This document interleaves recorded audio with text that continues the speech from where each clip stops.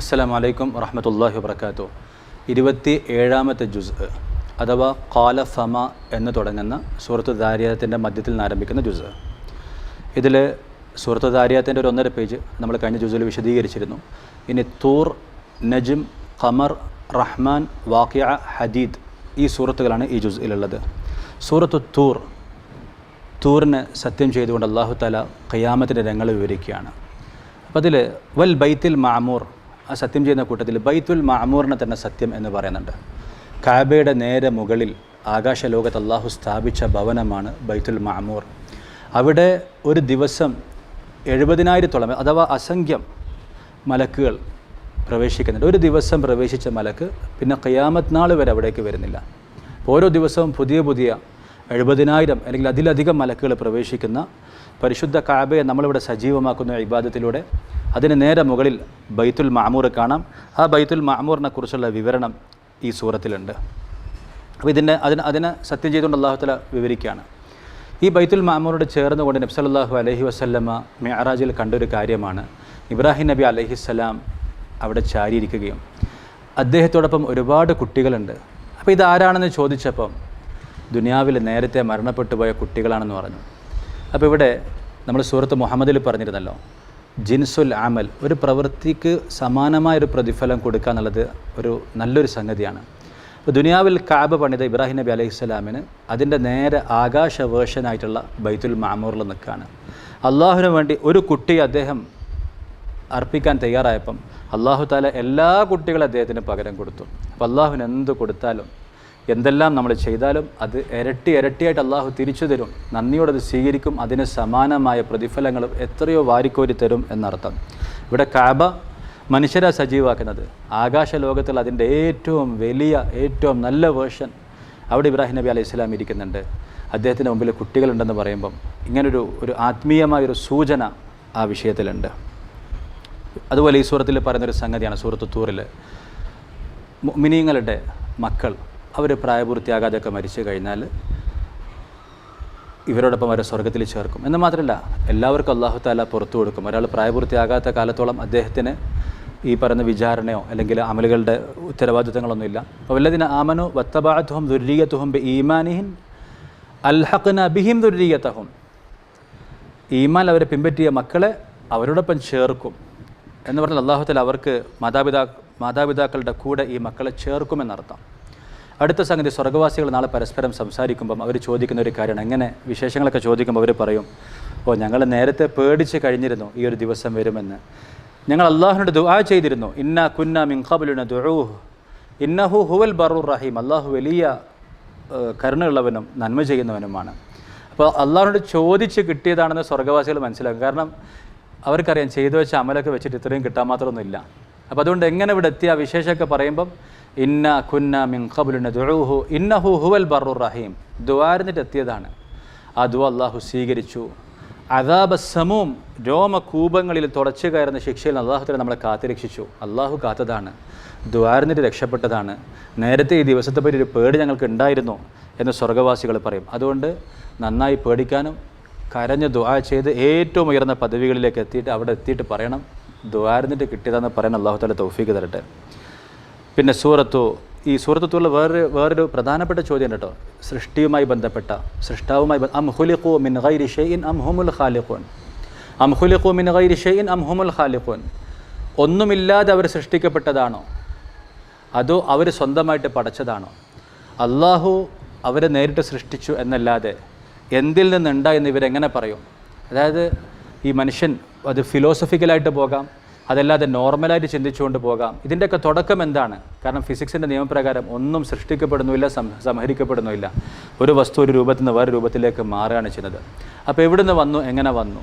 അതോ അവർ തന്നെ സ്വന്തമായിട്ട് പഠിച്ചതാണോ? അല്ല, അള്ളാഹു സൃഷ്ടിച്ചതാണെന്ന് ചിന്തിക്കുന്ന ഒരാൾ, അതായത് ഒരു സൃഷ്ടാവുണ്ട്, ഒരു നിർബന്ധമായി നിലനിൽക്കേണ്ട ഒരു സത്ത, ഒരു ദാത്ത്, അസ്തിത്വം ഇവിടെയുണ്ട്, അവൻ്റെ സൃഷ്ടിയാണിതെന്നുള്ളത് ഏതൊരാൾക്കും പുറകിലേക്ക് ചിന്തിച്ചാലും മനസ്സിലാകും. അതിൻ്റെ ആ ഒരു തുടക്കം, അം ഖുലിഖു മിൻ ഗൈരി ഷൈഇൻ അം ഹുമുൽ ഖാലിഖൂൻ, എന്താണ് ഓപ്ഷൻസ് നിങ്ങൾ എടുക്കണം. എങ്ങനെ വന്നു? നിങ്ങൾ സ്വയം സൃഷ്ടിച്ച് വന്നതാണോ?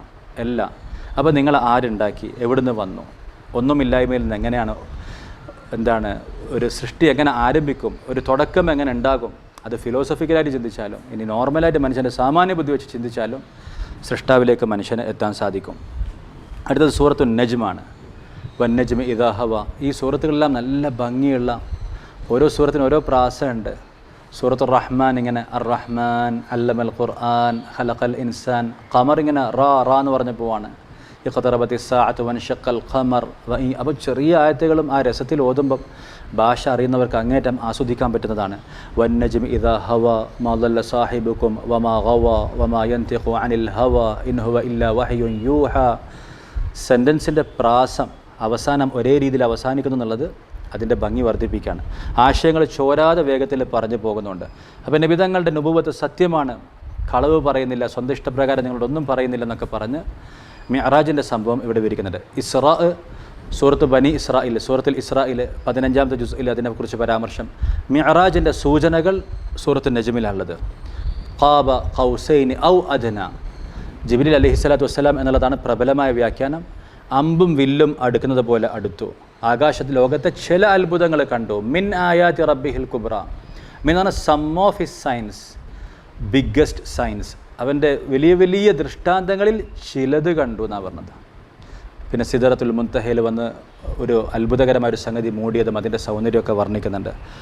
അടുത്ത പേജിൽ മനുഷ്യൻ്റെ അവസ്ഥ അല്ലാഹു തആല പറയാണ്, നിങ്ങൾ ആരും നിങ്ങളെ പുകഴ്ത്തി വലിയ നല്ലവരാക്കി പറയണ്ട. അള്ളാഹുവിനറിയാം ആരാ നല്ലെന്നുള്ളത്. ഹുവ അഅലമു ബിക്കും. അവനക്ക് നിങ്ങളറിയാം, നിങ്ങൾ ഉമ്മമാരുടെ ഗർഭപാത്രത്തിൽ ഗർഭസ്ഥ ശിശുക്കളായിരുന്ന സമയത്ത്. അതുകൊണ്ട് ഫലാ തുസക്കു അൻഫുസക്കും ഹുവ അഅലമു ബിമൻ ഇത്തഖ. നിങ്ങൾ എന്താണ് ഏതാന്നൊക്കെയുള്ളത് അള്ളാഹുവിന് നന്നായിട്ട് അറിയാം. ഗർഭപാത്രത്തിലുള്ളത് മുതൽ, നിങ്ങൾ ഗർഭസ്ഥ ശിശു ആയിരുന്നത് മുതൽ, എന്നല്ല അതിന് മുമ്പ് ഒരു ചെറിയ കോശമായിരുന്നത് മുതൽ അള്ളാഹുവിനെ നമ്മൾ അറിയാം എന്ന് അള്ളാഹു തആല അറിയിക്കുകയാണ്. പിന്നെ ഇതിലൊരു ആയത്ത് സാധാരണ ആളുകൾ ചർച്ച ചെയ്യാറുണ്ട്. വ അൻ ലൈസ ലിൽ ഇൻസാനി ഇല്ലാ മാ സഅ. മനുഷ്യന് അവൻ പ്രവർത്തിച്ചത് മാത്രമേ ഉള്ളൂ എന്ന് പറഞ്ഞാൽ എന്താണെങ്കിലും മനുഷ്യൻ അവൻ പ്രവർത്തിച്ചത് മാത്രമേ ഉള്ളൂ എന്ന് പറഞ്ഞാൽ എന്താണ് അതിൻ്റെ അർത്ഥം? ലൈസ ലിൽ ഇൻസാനി, ആ മനുഷ്യൻ്റെ ഉടമസ്ഥതയിൽ അവന് അവകാശപ്പെട്ടതായിട്ട് അവൻ പ്രവർത്തിച്ചത് മാത്രമേ ഉള്ളൂ. എന്നാൽ മറ്റുള്ളവർ ഹദിയായിട്ട് നൽകുന്നത് എന്തൊക്കെ കിട്ടുമെന്ന് വെച്ചാൽ 2-3 കാര്യങ്ങളിൽ മുസ്ലിം ലോകത്തിൻ്റെ ഏകാഭിപ്രായമാണ്. സദഖ, ദുആ, ഹജ്ജ്, സമ്പത്ത് കൊണ്ട് ചെയ്യുന്ന അമലുകൾ. ഇത് മയ്യത്തിന് കിട്ടും എന്നുള്ളത് പല ഹദീസുകൾ. ഹദീസ് എന്ന് പറഞ്ഞാൽ നബിയോട് ചോദിക്കണം, നബിയെ ഉമ്മാക്ക് വേണ്ടി കിണർ കൊടുക്കട്ടെ, ഉമ്മാക്ക് വേണ്ടി സദഖ ചെയ്യട്ടെ, ഉപ്പാക്ക് വേണ്ടി ഹജ്ജ് ചെയ്യട്ടെ. ചോദിച്ച കാര്യം ചെയ്യാൻ പറഞ്ഞു, അത് മാത്രമേ ചെയ്യാമെന്നോ അല്ലെങ്കിൽ ഇതാണ് ചെയ്യേണ്ടതെന്ന് പറഞ്ഞല്ല. എന്താണ് അനുവാദം ചോദിച്ചത് അത് ചെയ്യാൻ പറഞ്ഞു. അപ്പോൾ അതുകൊണ്ട് മറ്റ് അമലുകളും എത്തും എന്നുള്ളതാണ് പ്രബലമായിട്ടുള്ള മഹാഭൂരിഭാഗത്തിൻ്റെ അഭിപ്രായം. മഹാഭൂരിഭാഗത്തിൻ്റെ ഷാഫി മദ്ഹബിൽ ഇമാം ഷാഫിഈ വ്യക്തിപരമായിട്ട് അദ്ദേഹത്തിൻ്റെ അഭിപ്രായം ഈ പറഞ്ഞ അമലുകൾ മാത്രം ചെയ്യാന്നുള്ളതാണ്. എന്നാൽ ഷാഫി മദ്ഹബിൽ പ്രബലമായി രേഖപ്പെടുത്തിയത്, സലഫികൾ പറഞ്ഞത്, ഹംബലികൾ പറഞ്ഞത്, ഇനി ഇന്നത്തെ സലഫികൾ അവരുടെ നേതാവായിട്ട് കാണുന്ന ഇബ്നു തൈമിയ്യ അടക്കം പറഞ്ഞത് മറ്റ് അമലുകളും ചെയ്താൽ എത്തും എന്നുള്ളതാണ്. പിന്നെ സൂറത്തുൽ ഖമർ. ഇനിയിപ്പം നിങ്ങൾക്ക് ഇനി അഥവാ എത്തൂലെന്ന് സംശയം ഉണ്ടെന്നിരിക്കാം. ഓക്കെ, നിങ്ങൾക്ക് വേറെ ചെയ്യാനുള്ള അമലുകൾ വേറെ ഉണ്ട്. ആ വിഷയം ഇവിടെ പറഞ്ഞെന്ന് മാത്രമേ ഉള്ളൂ. അടുത്തത് സൂറത്തുൽ ഖമർ. സൂറത്തുൽ ഖമറിൻ്റേത് ഇഖ്തറബത്തി സ്സാഅതു വൻഷഖൽ ഖമർ എന്ന് തുടങ്ങി റായിൽ അവസാനിക്കുന്ന ആ ഒരു ശൈലിയാണ് ആ സൂറത്തിനുള്ളത്. ഖിയാമത്തിനെ കുറിച്ച് ആ വിളിയാളൻ വിളിച്ചു കഴിഞ്ഞാൽ ഭയന്നുകൊണ്ട് നിങ്ങളെല്ലാവരും ഒരു മൈതാനത്ത് മുഹ്തിഈന ഇലദ്ദാ. അന്ന് നിഷേധികൾ പറയും ഹാദാ യൗമുൻ അസിർ, ഇത് ക്ലേശകരമായ ദിവസമാണ്. അപ്പോൾ ആ ആശയം പറയുമ്പോൾ തന്നെ ആ വാക്കിൻ്റെ ഘടനയും കൂടെ സൂക്ഷിച്ച് യൗമുൻ അസിർ. വല്ലാത്ത സൗന്ദര്യമാണ് ഈ പറയുന്ന എല്ലാ സൂറത്തുകൾക്കും ഉള്ളത്. മുത്തഖീങ്ങളുടെ സ്ഥാനം, അള്ളാഹുവിൻ്റെ ഏറ്റവും സമീപസ്ഥരായിട്ട് അള്ളാഹു തആല അവർക്ക് ഉയർന്ന പദവികൾ നൽകും. ഇന്ദ മലീക്കിൻ മുഖ്തദിർ. അങ്ങനെ ആഖിറത്തിലെ പല നിഅമത്തുകളും. പിന്നെ ഈ സൂറത്തിലെ ഏറ്റവും പ്രധാനപ്പെട്ട ഒരു സംഗതി ആവർത്തിച്ച് പറഞ്ഞൊരു ആയത്താണ്, വലഖദ് യസ്സർനൽ ഖുർആന ലിദ്ദിക്രി ഫഹൽ മിൻ മുദ്ദക്കിർ. അള്ളാഹു ഖുർആൻ എളുപ്പമാക്കിയിരിക്കുന്ന ഉപദേശം സ്വീകരിക്കുന്നവരായി ആരുണ്ട്? അത് ആവർത്തിച്ച് പറഞ്ഞു. ഒരു തവണ പറഞ്ഞാൽ തന്നെ മതി. അപ്പോൾ ആവർത്തിച്ച് പറഞ്ഞെന്ന് പറഞ്ഞാൽ ആവർത്തിച്ച് ഖുർആനിലേക്ക് നമ്മൾ വരണം, ഖുർആൻ്റെ ഉപദേശം കേൾക്കണം. ഒരായത്താണ്, ഒരു പ്രാവശ്യം കേട്ടതാണ്. കേട്ട് വെറും ഇൻഫോർമേഷന് വേണ്ടി മാത്രമല്ല കേൾക്കുന്നത്, ഇൻസ്പിറേഷനും കൂടെയാണ്, ഒരു ഫെയ്ത്തിനാണ്, ബിലീഫിനാണ്. അതിൻ്റെ മോട്ടിവേഷൻ കിട്ടുന്നുണ്ട്, അതിൽ നിന്നുള്ള പ്രേരണ, അതിൽ നിന്നുള്ള തർഗീബ്, അതിൽ നിന്നുള്ള ഈമാൻ, അതിൽ നിന്നുള്ള പ്രകാശം ആവർത്തിച്ച് നമുക്ക് കിട്ടിക്കൊണ്ടേയിരിക്കും. അപ്പം വെറും ഒരു അറിവാണെങ്കിൽ ഒരു പ്രാവശ്യം പറഞ്ഞാൽ മതി. ഇപ്പം വണ്ടി 9 മണിക്ക് വരും, ഓക്കെ 9 മണിക്ക് വരും എന്നറിയാനാണ് ഒരു പ്രാവശ്യം പറഞ്ഞാൽ മതി, 10 പ്രാവശ്യം പറയേണ്ടതില്ല. എന്നാൽ ആഖിറം വരും, ഹിസാബ് വരും, അതൊരു അറിവിന് വേണ്ടി മാത്രമല്ല പറയുന്നത്, അതിനു വേണ്ടി ഒരുങ്ങണം, വീണ്ടും ഒരുങ്ങണം, ഒന്നും കൂടെ മനുഷ്യനെ പാകപ്പെടുത്തണം. അപ്പം പല ആവർത്തി സൂറത്തിൽ ആവർത്തിച്ച് പറയാണ് വലഖദ് യസ്സർനൽ ഖുർആന ലിദ്ദിക്രി ഫഹൽ മിൻ മുദ്ദക്കിർ. ഖുർആൻ അല്ലാഹു തആല ഉപദേശം സ്വീകരിക്കാൻ എളുപ്പമാക്കിയിരിക്കുന്നു. ഉപദേശം സ്വീകരിക്കുന്നവരായി ആരുണ്ട്? അപ്പോൾ ഖുർആനിൽ എല്ലാം എളുപ്പമാണ്. ഹിഫ്ള് ചെയ്യാൻ എളുപ്പമാണ്, തിലാവത്ത് ചെയ്യാൻ എളുപ്പമാണ്, ഖുർആൻ്റെ ഉപദേശങ്ങൾ ഗ്രഹിക്കൽ എളുപ്പമാണ്. ഇപ്പോൾ കർമ്മശാസ്ത്രവുമായി ബന്ധപ്പെട്ട 500ഓളം ആയത്തുകളുണ്ട്. അതിൽ നമുക്ക് ഒരുപാട് വിശദാംശങ്ങളിലേക്ക് പോകേണ്ടി വരും. ശരിയായ അറിവുള്ളവരാണ് അത് വിവരിക്കേണ്ടത്. ഔലാ മസ്തുമുൻ നിസാ, ഭാര്യയെ സ്പർശിച്ചാൽ എന്ന് പറഞ്ഞാൽ അത് ശാരീരിക സ്പർശനമാണോ അതോ ലൈംഗിക സ്പർശനമാണോ? വെറും തൊട്ടാൽ വുളു മുറിയോ, വികാരത്തോടെ തൊട്ടാൽ മുറിയോ, അതോ ലൈംഗിക സ്പർശനം കൊണ്ട് അഥവാ സംസർഗം കൊണ്ട് മാത്രമേ മുറിയുകയുള്ളൂ? ഇത് ഫിഖ്ഹുമായി ബന്ധപ്പെട്ടതാണ്. ആഴത്തിൽ അറിവുള്ളവർ ഗവേഷണം ചെയ്ത് പറയേണ്ട സംഗതിയാണ്. ഒരുപാട് അറിവുകൾ അതിനോട് ചേർത്ത് വെക്കേണ്ടതുണ്ട്. റിവായത്തുകൾ, സഹാബികളുടെ അമലുകൾ, ഒരുപാട് സംഗതി. എന്നാൽ ഉപദേശം, സ്വർഗത്തിന് വേണ്ടി ഒരുങ്ങണം, നരകത്തെ ഭയപ്പെടണം, അതുപോലെ ഉപദേശ നിർദ്ദേശങ്ങൾ, ഇത് മനുഷ്യൻ അല്ലാഹു തആല ഏറ്റവും സുഗ്രാഹ്യമായ രീതിയിലാണ് ഖുർആനിൽ വെച്ചിട്ടുള്ളത്. പിന്നെ അതിൻ്റെ ആഴങ്ങളിലേക്ക് അറിവുള്ളവർക്ക് പോകാം.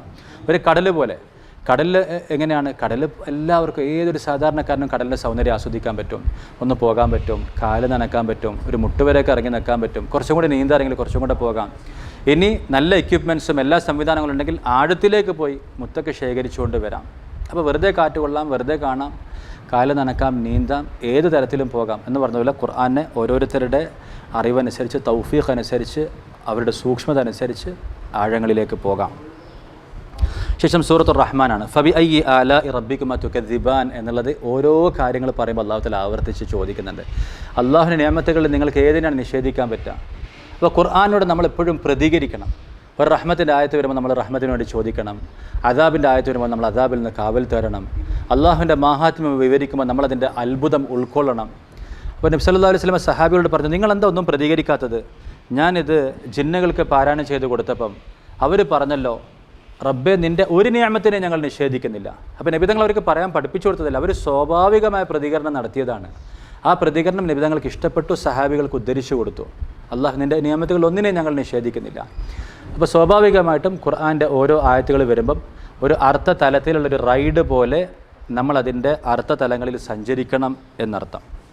പിന്നെ ഇതിൽ പ്രധാനമായിട്ടും 2 തരത്തിലുള്ള സ്വർഗ്ഗവാസികളെക്കുറിച്ച് വിവരിക്കുന്നുണ്ട്. വലിമൻ ഖാഫ മഖാമ റബ്ബിഹി ജന്നത്താൻ, അള്ളാഹു മുമ്പിൽ നിൽക്കേണ്ടി വരുന്ന ദിവസത്തെ ഭയപ്പെട്ടവർക്ക് ഉയർന്ന 2 സ്വർഗ്ഗമുണ്ട്. എന്നിട്ട് അതിൻ്റെ വിവരണം നടത്തിയതിന് ശേഷം പിന്നെ അവസാനം കാണാം വമിൻ ദൂനിഹിമ ജന്നത്താൻ, പിന്നെ അതിന് ശേഷമുള്ള 2 സ്വർഗ്ഗം, അതിൻ്റെ താഴെയുള്ള 2 സ്വർഗ്ഗം. അപ്പോൾ നമ്മളെപ്പോഴും വലിയ എൻട്രൻസ് പരീക്ഷകൾക്ക്, വളരെ കുറഞ്ഞ സീറ്റുള്ള പരീക്ഷകൾക്ക് കുട്ടികൾ രാവും പകലും തയ്യാറാകുന്നത് പോലെ, എല്ലാ സുഖങ്ങളും അതിനുവേണ്ടി മാറ്റിവെക്കുന്നത് പോലെ കുറഞ്ഞ സീറ്റുള്ള എൻട്രൻസാണിത്. സൂറത്തുൽ വാഖിയയിൽ ഒന്നും കൂടെ ഗൗരവമായ രീതിയിൽ വരുന്നുണ്ട്. അപ്പോൾ അതിനുവേണ്ടി നമ്മൾ ഒരുങ്ങണം. അടുത്തത് സൂറത്തുൽ വാഖിയയാണ്. ഖിയാമത്തിനെ കണ്ണുകൊണ്ട് കാണുന്നത് പോലെ മനസ്സിലാക്കാൻ സഹായിക്കുന്ന സൂറത്താണ്.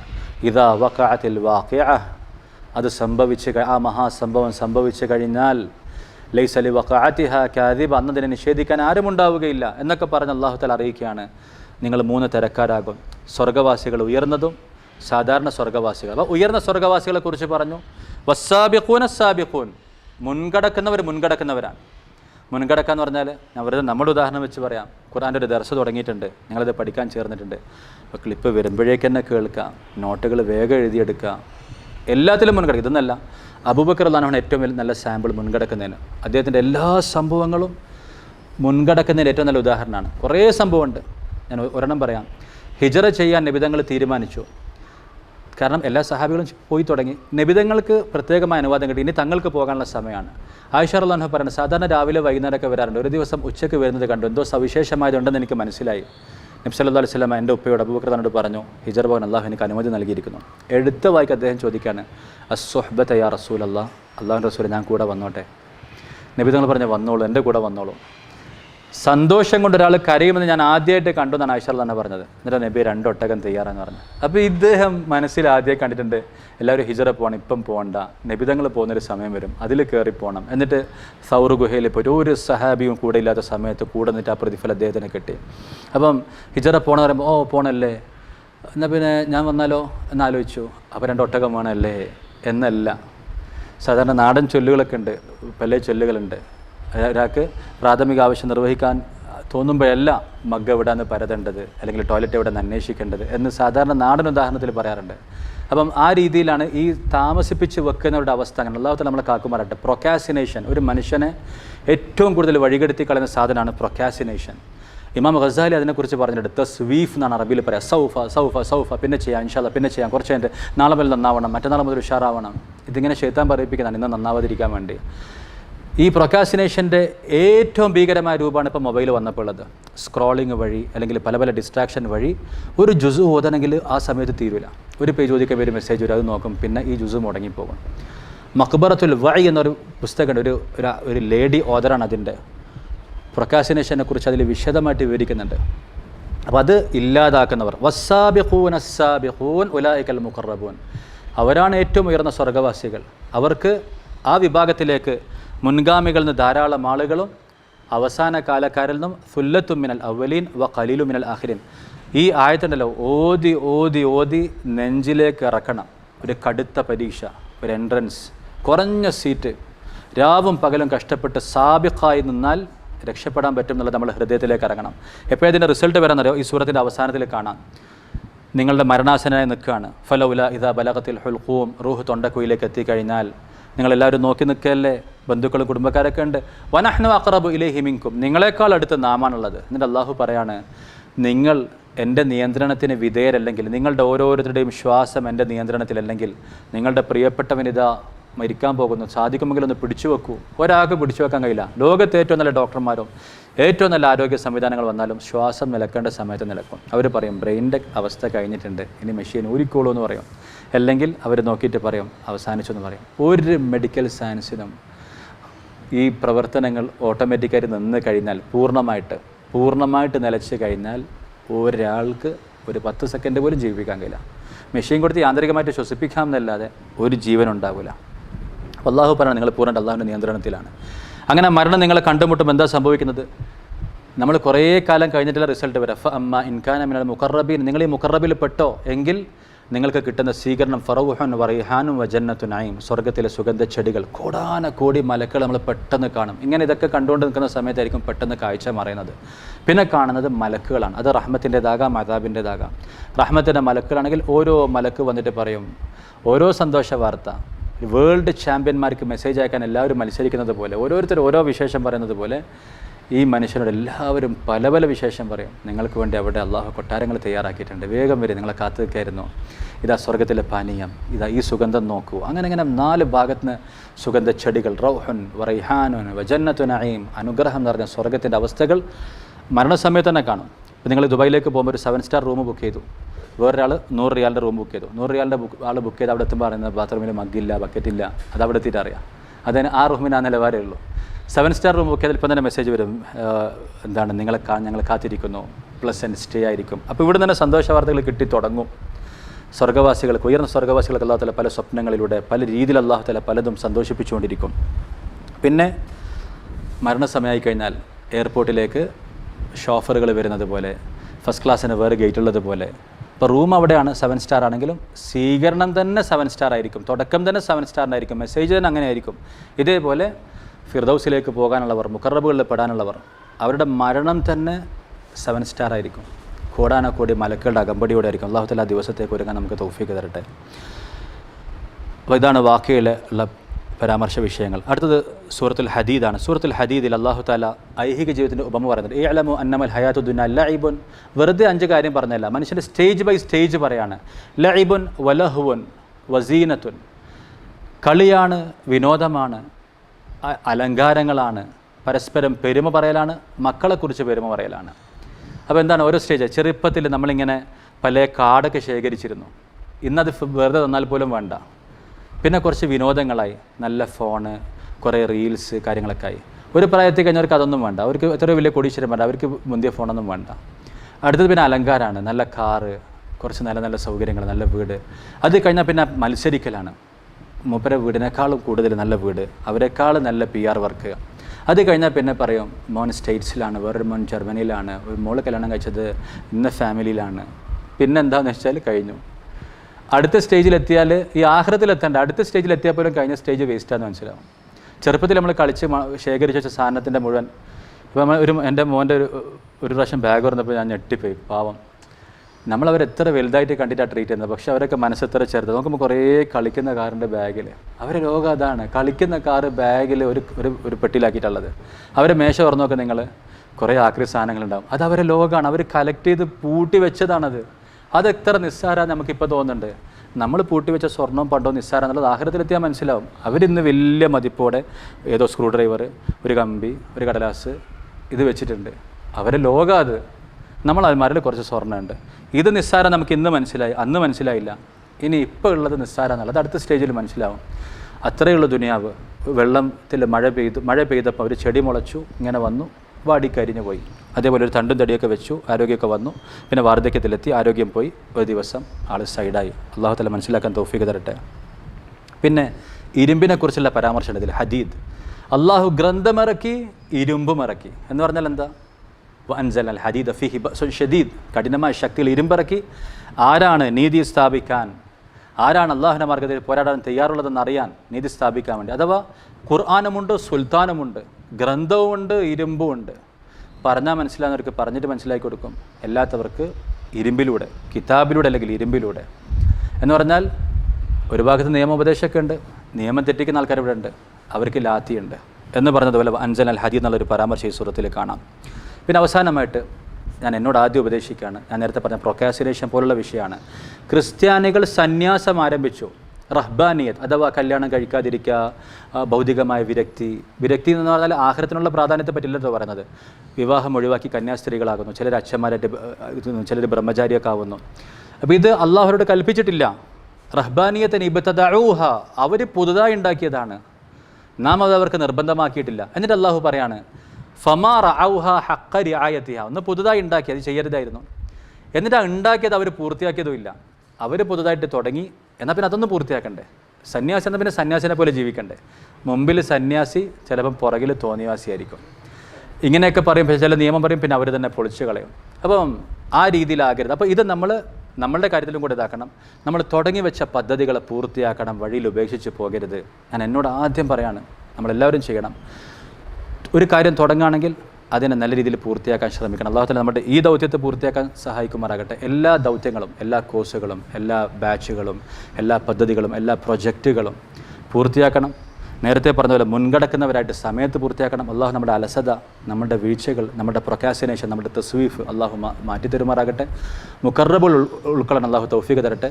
ജസാക്കുമുല്ലാഹ് ഖൈറൻ, ശുക്രൻ. അസ്സലാമു അലൈക്കും വറഹ്മത്തുള്ളാഹി വബറകാതുഹു.